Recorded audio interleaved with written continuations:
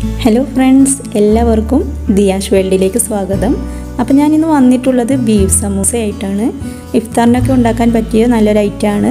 അപ്പോൾ നിങ്ങളെല്ലാവരും ഇത് വീട്ടിലൊന്ന് ട്രൈ ചെയ്ത് നോക്കണം. അപ്പോൾ ഇതെങ്ങനെയാണ് ഉണ്ടാക്കുക എന്ന് നോക്കാം. ഇതിനാവശ്യമായിട്ടുള്ള ഇൻഗ്രീഡിയൻസ് എന്തെല്ലാമാണെന്ന് നോക്കാം. അപ്പോൾ ക്യാരറ്റ്, ക്യാബേജ്, സവാള ഇത് മൂന്നാണ് എടുത്തിട്ടുള്ളത്. ക്യാരറ്റ് 2 എടുത്തിട്ടുണ്ട്. സവാള ചെറിയ സവാള ആയതിനാൽ ഒരു 5 എടുത്തിട്ടുണ്ട്. പിന്നെ വേണ്ടത് ഒരു ചെറിയ കഷ്ണം ക്യാബേജാണ്. അപ്പോൾ ഇതെല്ലാം നന്നായിട്ട് ചോപ്പ് ചെയ്തിട്ടാണ് എടുത്തിട്ടുള്ളത്. പിന്നെ ഒരു 2 ടീസ്പൂൺ ജിഞ്ചർ ഗാർലിക് പേസ്റ്റും 2 പച്ചമുളകും എടുത്തിട്ടുണ്ട്. പിന്നെ കുറച്ച് മല്ലിയിലയും കറിവേപ്പിലയും എടുത്തിട്ടുണ്ട്. ഇനി ഇതിലേക്ക് ആവശ്യമായിട്ടുള്ളത് ബീഫാണ്. അപ്പോൾ ബീഫ് ഞാനിവിടെ മഞ്ഞൾപ്പൊടിയും മുളക് പൊടിയും മല്ലിപ്പൊടിയും ഉപ്പും ചേർത്തിട്ട് വേവിച്ചെടുത്തതാണ്. ഇതൊന്ന് മിക്സിയിലിട്ട് ക്രഷ് ചെയ്തിട്ട് എടുക്കാം. അപ്പോൾ ഞാനിതിവിടെ മിക്സിയിലൊന്ന് ക്രഷ് ചെയ്തെടുത്തിട്ടുണ്ട്. അപ്പോൾ എല്ലില്ലാത്ത ബീഫ് എടുക്കാൻ പ്രത്യേകം ശ്രദ്ധിക്കണം.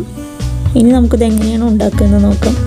അപ്പോൾ അതിനായിട്ട് ഞാനിവിടെ ഒരു പാനിൽ 2 ടേബിൾ സ്പൂണോളം ഓയിൽ ഒഴിച്ച് ചൂടായ സമയത്ത് സവാള നമുക്കൊന്ന് ചേർത്ത് കൊടുക്കാം.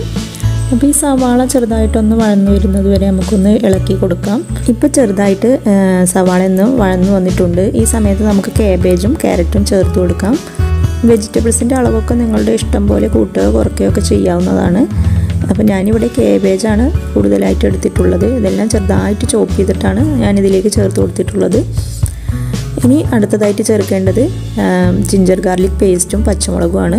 അപ്പോൾ പച്ചമുളക് നിങ്ങളുടെ ഇഷ്ടത്തിനനുസരിച്ചിട്ട് എരിവിനനുസരിച്ചിട്ട് കൂട്ടുകയോ കുറയ്ക്കുകയൊക്കെ ചെയ്യാം. ഇനി ഇതിലേക്ക് ആവശ്യമായിട്ടുള്ള ഉപ്പ് കൂടി ചേർത്തിട്ട് നല്ലതുപോലെ ഒന്ന് മിക്സ് ചെയ്തെടുക്കാം.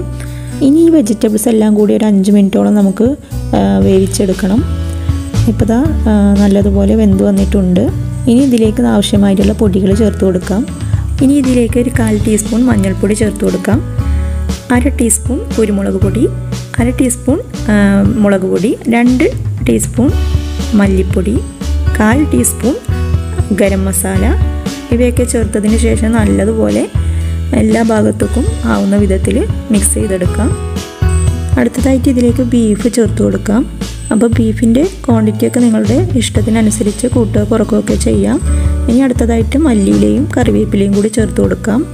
അപ്പോൾ ഇതൊന്ന് നല്ലതുപോലെ മിക്സ് ആക്കിയതിന് ശേഷം അടുത്തതായിട്ട് ചേർത്ത് കൊടുക്കുന്നത് ഒരു കോഴിമുട്ടയാണ്.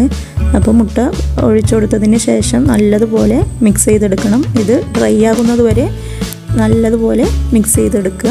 അപ്പോൾ നമ്മളുടെ മസാല ഇവിടെ റെഡിയായി കഴിഞ്ഞു. ഇനി നമുക്ക് സമൂസ തയ്യാറാക്കാം. അപ്പോൾ അതിനായിട്ട് സമൂസ ഒട്ടിക്കാൻ വേണ്ടിയിട്ട് ഒരു ബാറ്റർ തയ്യാറാക്കണം. അതിനൊരു 2-3 ടീസ്പൂണോളം മൈദ എടുത്ത് അതിലേക്ക് കുറച്ച് വെള്ളം കൂടി ചേർത്തതിന് ശേഷം നല്ലതുപോലെ കലക്കിയെടുക്കുക. അപ്പോൾ ഈ ഒരു ഭാഗത്തിന് വേണം മൈദ കലക്കിയെടുക്കാനായിട്ട്. ഇനി നമുക്കിതൊന്ന് മാറ്റി വെക്കാം. ഇനി അടുത്തതായിട്ട് നമുക്ക് സമൂസയുടെ ഷീറ്റ് വേണം. ഇത് കടയിൽ നിന്നും വാങ്ങിച്ചിട്ടുള്ള സമൂസ ഷീറ്റാണ്. അപ്പോൾ നമുക്ക് സമൂസ ഉണ്ടാക്കാൻ തുടങ്ങാം. അപ്പോൾ അതിനായിട്ടൊരു ഷീറ്റ് എടുത്തതിന് ശേഷം ഇതുപോലെ കോണാക്കിയിട്ട് മടക്കിയെടുക്കുക. അപ്പോൾ നല്ല കറക്റ്റായിട്ട് കോണാക്കിയിട്ട് മടക്കിയെടുക്കാൻ ശ്രദ്ധിക്കണം. ഇനി ഇതിലേക്ക് ഒരു 2 ടീസ്പൂണോളം മസാല ഫില്ല് ചെയ്ത് കൊടുക്കാം. മസാല ഫില്ല് ചെയ്തതിന് ശേഷം ബാക്കി വരുന്ന ഷീറ്റിൻ്റെ ഭാഗം ഇതുപോലെ നന്നായിട്ട് മടക്കി മൈദ വെച്ചിട്ട് ഇതുപോലെ ഒട്ടിച്ചെടുക്കുക. അപ്പോൾ നമ്മുടെ സമൂസ ഇവിടെ നല്ലതുപോലെ മടക്കിയെടുത്തിട്ടുണ്ട്. ഇനി ഇത് ഫ്രൈ ചെയ്തെടുക്കണം.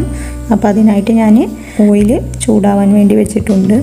ചൂടായതിന് ശേഷം ഇതിലേക്ക് ഓരോന്നായിട്ട് വെച്ച് കൊടുക്കാം. അപ്പോൾ ഇത് ഫ്രൈ ചെയ്യുമ്പോൾ ശ്രദ്ധിക്കേണ്ട ഒരു കാര്യം, മീഡിയം ടു ലോ ഫ്ലെയിമിൽ വെച്ചിട്ട് വേണം ഫ്രൈ ചെയ്യാനായിട്ട്, അല്ലെങ്കിൽ ഇത് പെട്ടെന്ന് കരിഞ്ഞു പോകും. അപ്പോൾ 2 സൈഡും ഗോൾഡൻ കളറാവുന്നത് വരെ ഫ്രൈ ചെയ്തെടുക്കുക. ഇപ്പോൾ ഇവിടെ 2 സൈഡും നല്ലതുപോലെ ഫ്രൈ ആയി വന്നിട്ടുണ്ട്. അപ്പോൾ ഇതാ നമ്മുടെ ബീഫ് സമൂസ ഇവിടെ റെഡി ആയി കഴിഞ്ഞു. അപ്പോൾ നിങ്ങൾക്ക് എല്ലാവർക്കും ഈ റെസിപ്പി ഇഷ്ടമായിട്ടുണ്ടാകുമെന്ന് കരുതുന്നു. ഇഷ്ടമായിട്ടുണ്ടെങ്കിൽ തീർച്ചയായിട്ടും നിങ്ങൾ വീട്ടിലിതൊന്ന് ട്രൈ ചെയ്ത് നോക്കണം. അപ്പോൾ ഈ ഇഫ്താറിന് നിങ്ങളെല്ലാവരും ഈ ബീഫ് സമൂസ ഒന്ന് ഉണ്ടാക്കി നോക്കുക. അപ്പോൾ നിങ്ങൾക്ക് ഈ വീഡിയോ ഇഷ്ടമായിട്ടുണ്ടെങ്കിൽ ഈ ചാനലൊന്ന് സബ്സ്ക്രൈബ് ചെയ്യുക, ലൈക്ക് ചെയ്യുക, കമൻറ്റ് ചെയ്യുക. അപ്പം മറ്റൊരു വീഡിയോയുമായിട്ട് വീണ്ടും കാണാം. Thank you.